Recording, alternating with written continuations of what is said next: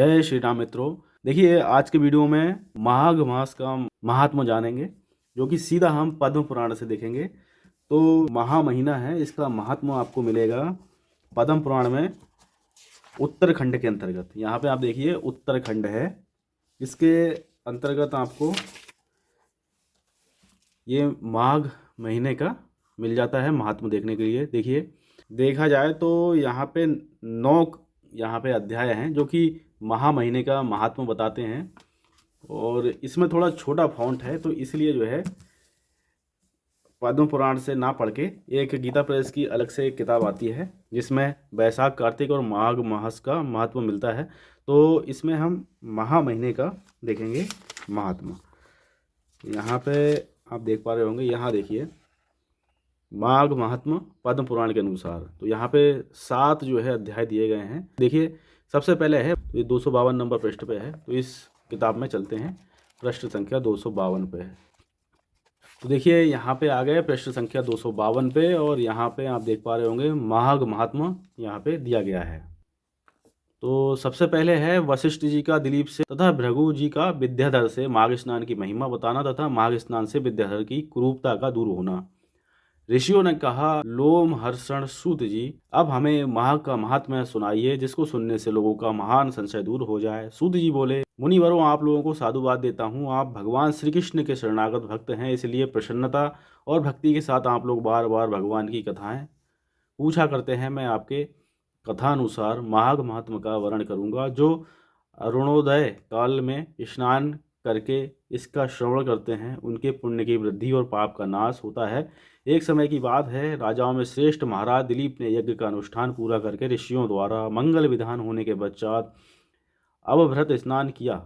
उस समय संपूर्ण नगर निवासियों ने उनका बड़ा सम्मान किया। तदनंतर राजा अयोध्या में रहकर प्रजाजनों की रक्षा करने लगे। वे समय समय पर वशिष्ठ जी की अनुमति लेकर प्रजावर्ग का पालन किया करते थे। एक दिन उन्होंने वशिष्ठ जी से कहा, भगवान, आपके श्राद्ध से मैंने आचार, दंड, नीति, नाना प्रकार के राजधर्म, चारों वर्णों और आश्रमों के कर्म, दान, दान की विधि, यज्ञ, यज्ञों के विधान, अनेकों व्रत, उनके उद्धापन तथा भगवान विष्णु की आराधना आदि के संबंध में बहुत कुछ सुना है। अब माघ स्नान का फल सुनने की इच्छा है।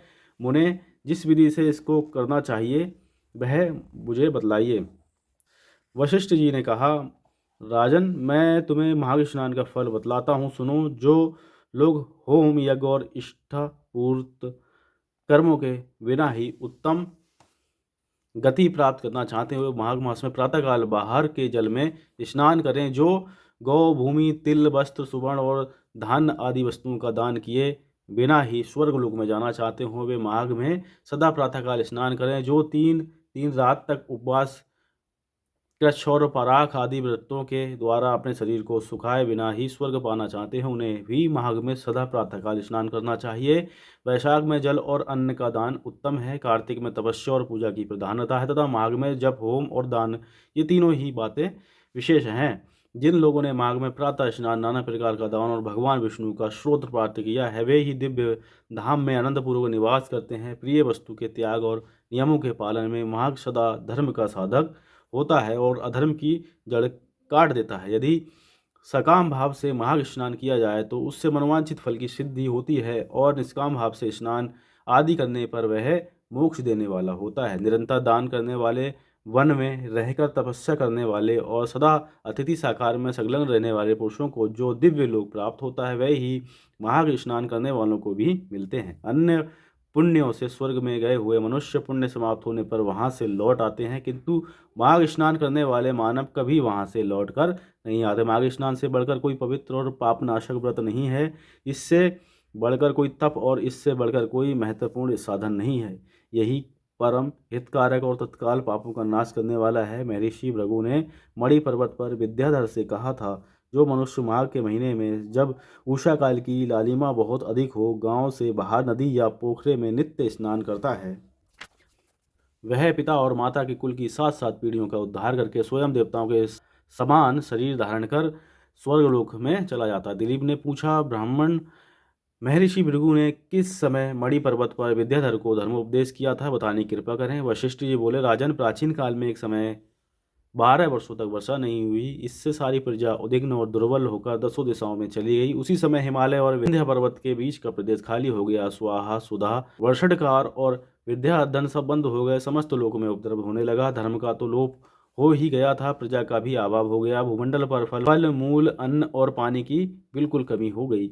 उन दिनों नाना प्रकार के वृक्षों से आच्छादित नर्मदा नदी के रमणीय तट पर महर्षि भृगु का आश्रम था। वे उस आश्रम से शिष्यों सहित निकलकर हिमालय पर्वत की शरण में गए। वहाँ कैलाशगिरी के पश्चिम में मणिकूट नाम का पर्वत है, जो सोने और रत्नों का ही बना हुआ है। उस परम रमणीय क्षेत्र पर्वत को देखकर अकाल पीड़ित महर्षि भृगु का मन बहुत प्रसन्न हुआ और उन्होंने वहीं अपना आश्रम बना लिया। उस मनोहर शैल पर वनों और उपवनों में रहते हुए सदाचारी भृगु जी ने दीर्घकाल तक भारी तपस्या की। इस प्रकार जब ब्रह्म ऋषि भृगु वहाँ अपने आश्रम पर निवास करते थे, एक समय एक विद्याधर अपनी पत्नी के साथ पर्वत से नीचे उतरा। वे दोनों मुनि के पास आए और उन्हें प्रणाम करके अत्यंत दुखी होकर एक ओर खड़े हो गए। उन्हें इस अवस्था में देख ब्रह्म ऋषि ने मधुर वाणी से पूछा, विद्याधर प्रसन्नता के साथ बताओ, तुम दोनों इतने दुखी क्यों हो?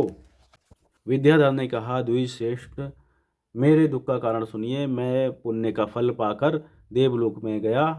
वहाँ देवताओं का शरीर, दिव्य नारी का सुख और दिव्य भोगों का अनुभव प्राप्त करके भी मेरा मुंह भाग का सा हो गया। ना जाने ये किस दुष्कर्म का फल उपस्थित हुआ है। यही सोच सोचकर मेरे मन को कभी शांति नहीं मिलती। ब्राह्मण, एक और कारण है जिससे मेरा मन व्याकुल हो रहा है। मेरी कल्याणमयी पत्नी बड़ी मधुर भाषिणी तथा सुंदरी है। स्वर्गलोक में शील, उदारता, गुण समूह, रूप और यौवन की संपत्ति द्वारा इसकी समानता करने वाली एक भी स्त्री नहीं है।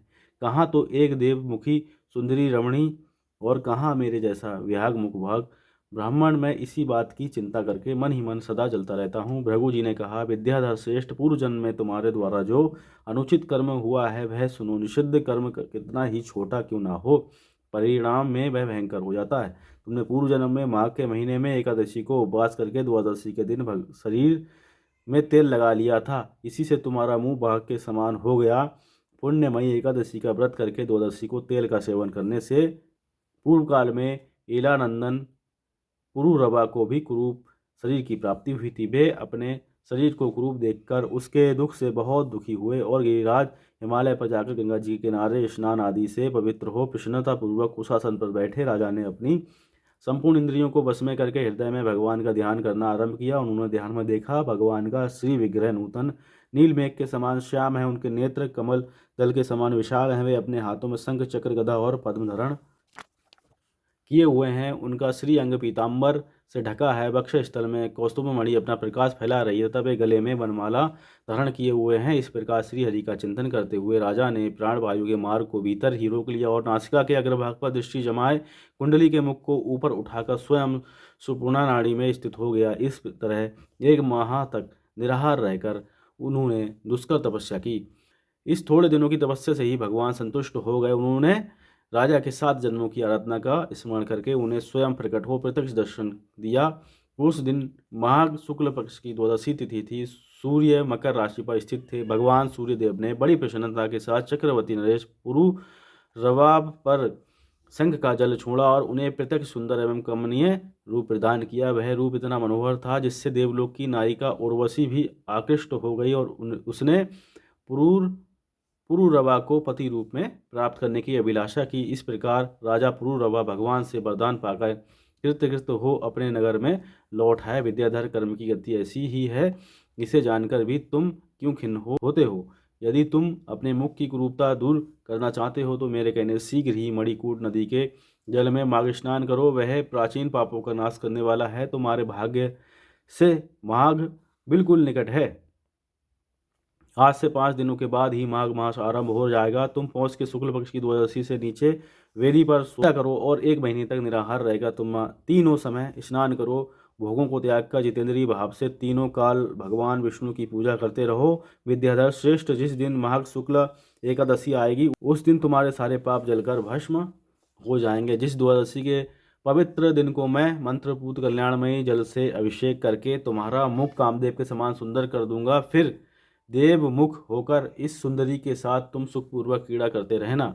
विद्याधर, माघ के स्नान से विपत्ति का नाश होता है और माघ के स्नान से पाप नष्ट हो जाता है। माघ सब व्रतों में बढ़कर है तथा सब प्रकार के दानों का फल प्रदान करने वाला है। पुष्कर, कुरुक्षेत्र, ब्रह्मावर्त, पृथुदक, अभिमुक्त क्षेत्र यानी काशी, प्रयाग तथा गंगा सागर संगम में 10 वर्षों तक शौच, संतोष आदि नियमों का पालन करने से जो फल प्राप्त होता है वह माघ के महीने में 3 दिनों तक प्रातः स्नान करने से ही मिल जाता है। जिनके मन में दीर्घकाल तक स्वर्गलोक के भोग भोगने की अभिलाषा हो, उन्हें सूर्य के मकर राशि पर रहते हुए जहाँ कहीं भी जल मिले प्रातःकाल स्नान करना चाहिए। आयु, आरोग्य, रूप, सौभाग्य एवं उत्तम गुणों में जिनकी रुचि हो, उन्हें सूर्य के मकर राशि पर रहने तक प्रातःकाल अवश्य स्नान करना चाहिए। जो नरक से डरते हैं और दरिद्रता के महासागर से जिन्हें त्रास होता है, उन्हें सर्वथा प्रथम पूर्व माघ मास में प्रातःकाल स्नान करना चाहिए। देवश्रेष्ठ, दरिद्रता, पाप और दुर्भाग्य रूपी कीचड़ को धोने के लिए माघ मास के सिवा दूसरा कोई उपाय नहीं है। अन्य कर्मों को यदि अश्रद्धा पूर्वक किया जाए तो वे बहुत थोड़ा फल देते हैं, किंतु माघ मास स्नान यदि श्रद्धा के बिना भी विधि पूर्वक किया जाए तो वह पूरा पूरा फल देता है। गांव से बाहर नदी या पोखरे के जल में जहाँ कहीं भी निष्काम या सकाम भाव से माघ स्नान करने वाला पुरुष इस लोक और परलोक में दुख नहीं देखता। जैसे चंद्रमा कृष्ण पक्ष में क्षीण होता है और शुक्ल पक्ष में बढ़ता है, उसी समय माघ मास में स्नान करने पर पाप क्षीण होता और पुण्य राशि बढ़ती है। जैसे समुद्र में नाना प्रकार के रत्न उत्पन्न होते हैं, उसी प्रकार माघ स्नान से आयु, धन और स्त्री आदि संपत्तियां प्राप्त होती हैं। जैसे कामधेनु और चिंतामणि मनोवांछित भोग देती है, उसी प्रकार माघ स्नान सब मनोरथों को पूर्ण करता है। सतयुग में तपस्या को, त्रेता में ज्ञान को, द्वापर में भगवान के पूजन को और कलयुग में दान को उत्तम माना गया है, परंतु माघ का स्नान सभी युगों में श्रेष्ठ समझा गया है।